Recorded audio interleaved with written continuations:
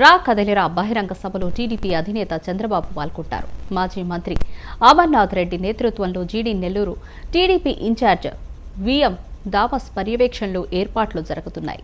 మధ్యాహ్నం 3 గంటలకు చంద్రబాబు సభాస్థలి సమీపంలో ఏర్పాటు చేసిన హెలీప్యాడ్కు చేరుకోనున్నారు. ఇవాళ సాయంత్రం జరిగే ఈ సభకు టీడీపీ, జనసేన కార్యకర్తలు భారీగా హాజరవుతారని మాజీ మంత్రి అమర్నాథ్ తెలిపారు.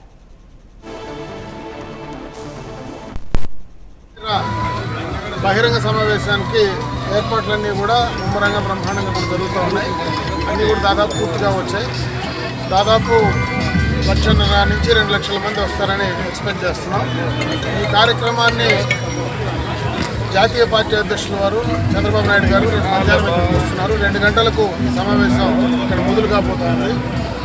ఈ కార్యక్రమం యొక్క ముఖ్య ఉద్దేశం ఈనాడు ఈ ప్రభుత్వంలో జరిగేటువంటి అవినీతి కానీ, అక్రమాలు కానీ, ప్రజా వ్యతిరేక విధానాలపైన ప్రజల్లోకి తీసుకెళ్లాలని, ప్రజలను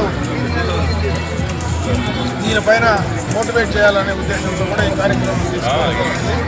ఈ కార్యక్రమం ద్వారా ఈ రాష్ట్రంలో ఈ ప్రభుత్వం ఎంత నష్టం జరిగింది, దీనివల్ల రాబోయే కాలంలో ఈ రాష్ట్ర యువతకు పూర్తిగా కూడా భవిష్యత్ అంధకారమైనటువంటి ప్రమాదం ఏ రకంగా ఉందో, అదేవిధంగా గత తెలుగుదేశం ప్రభుత్వ హయాంలో ఈ రాష్ట్రంలో ఏ కార్యక్రమాలు గతంలో కూడా చేశామో వాటినన్నింటినీ కూడా చెప్పడం, ఈ ప్రభుత్వం చేసేటువంటి తప్పులన్నీ కూడా ప్రజలకు ఎత్తి చూపడం.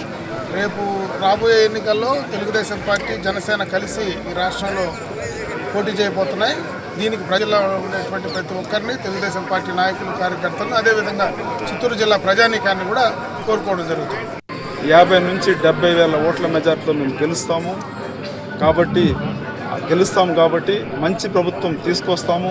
ఇక్కడ యూత్ల్ని బాగా తాగిపిచ్చి వాళ్ళని మత్తు మందుల్లోనే పెడుతున్న ఈ వైఎస్ఆర్ ప్రభుత్వాన్ని యూత్ కూడా అసహించుకుంటున్నారు. కాబట్టి యూత్ కూడా మేము మంచిగా జాబ్ ఫెసిలిటీ కల్పిస్తాము, వాళ్ళని మోటివేట్ చేస్తాము, వాళ్ళకి జాబ్ ఫేర్ కూడా పెట్టిస్తాము. సో కాబట్టి యూత్ అందరూ కూడా తెలుగుదేశం వైపే ఉన్నారు. ఖచ్చితంగా మీరు రేపు లైవ్లో చూస్తారు. సుమారుగా ఇక్కడ నుంచి చిత్తూరు వరకు, సుమారుగా ఇక్కడ నుంచి పల్లిపేట వరకు కూడా ట్రాఫిక్ హెవీగా ఉంటుంది.